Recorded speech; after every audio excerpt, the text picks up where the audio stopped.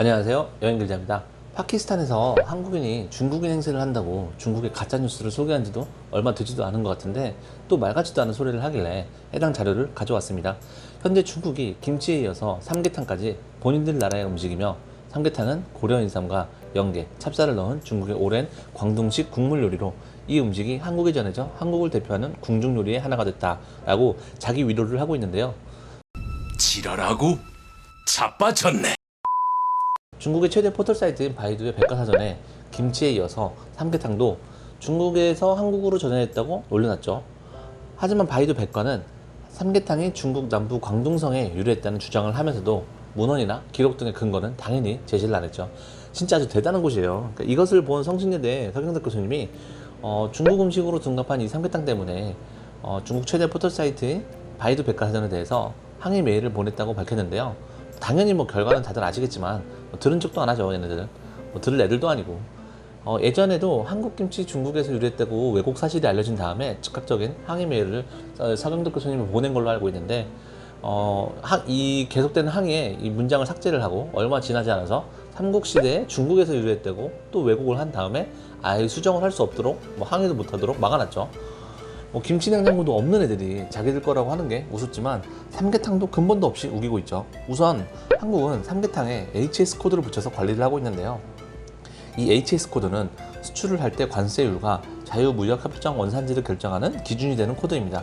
당연히 중국은 이 삼계탕을 분류한 국제적 상품 분류 체계인 HS 코드조차 없으며 바이두 백과 내용과는 전혀 다르게 한국농촌진흥청은 조선시대 닭요리는 닭백숙이 가장 일반적이었으며 일제강점기 부유층 사이에서 닭백숙에 가루 형태의 인삼을 넣은 요리가 나왔으며 전통 요리인 닭백숙이 일제강점기 무렵 진화한 것이라고 설명을 했는데요.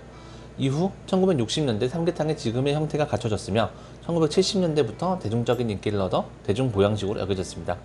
중국의 삼계탕이 좀 유명해지기 시작한 게 드라마 태양의 후예 등에서 국중 유시진 대위가 삼계탕을 끓이면서 그때부터 중국에 알려졌고 유명해졌는데 삼계탕이 이제 와서 중국 음식이라고 하는 게 참 어이가 없죠. 아마 제 생각에는 얘네들이 김치며 피자며 이렇게 하는 이유가 사실 돈이 되기에 이렇게 하는 게 아닌가 싶습니다. 중국 음식 공정 하는 것을 잘 보면 먼저 유명하고 특색 있는 것들을 베껴서 중국에서 수출을 하는데요.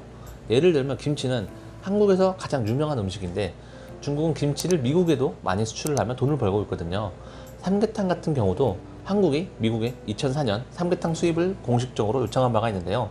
대부분의 국가들이 타국의 축산물 수입을 극히 제한적으로 허용하기 때문에 삼계탕 같은 경우에는 수입에 좀 상당한 시간이 걸렸는데 한국 정부와 식품업계 관계자들이 10년 동안 설득 끝에 2014년부터 수출이 공식적으로 시작되었는데요. 지난 2019년부터 일본을 제치고 한국의 최대 삼계탕 수출국이 될 만큼 인기가 높아졌고 캐나다도 24년간의 협상 끝에 최종 합의에 이르러 지난해 처음으로 수출이 되기 시작했는데 바로 이러한 점을 확인하고 저렴한 가격을 앞세워 김치처럼 사실상 세계시장 수출을 노리는 게 아닐까 싶어요.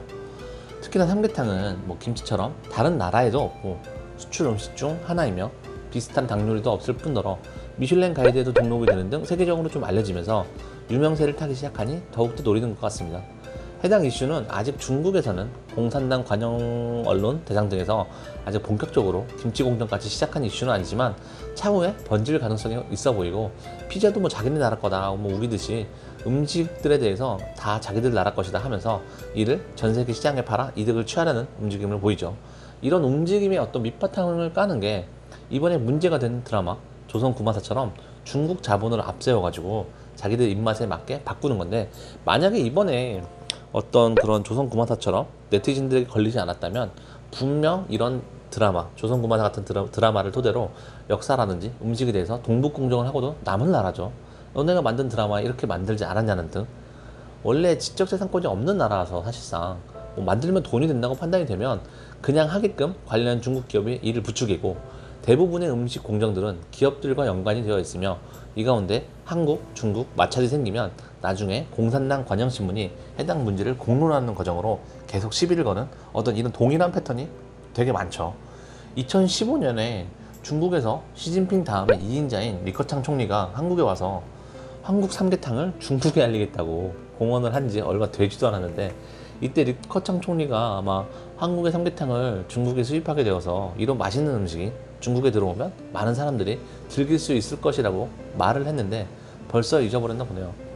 최근에 중국 모습 보면 진짜 뭐 미국한테도 미국조차 뭐 떨어지는 별이고 중국은 떠오르고 있으니 간섭하지 말라고 뭐 대놓고 말을 한다든지, 또 이번에 알래스카에서 미국이랑 중국 그 회담 첫 열린 고위급 회담에서도 뭐 기자들을 붙잡고 미국에 대해서 막말 수준으로 목소리를 높인다거나 나가려는 기자들을 붙잡고 다시 한번 미국에 대해서 민주주의, 인권 등에 대해서 가르치지 말고 거들먹거리는 태도로 일관하지 말라고 큰 소리를 치는 등 공식 석상에서도 저런 태도로 일관한 나라가 뭐 어떻게 바뀔까 싶네요.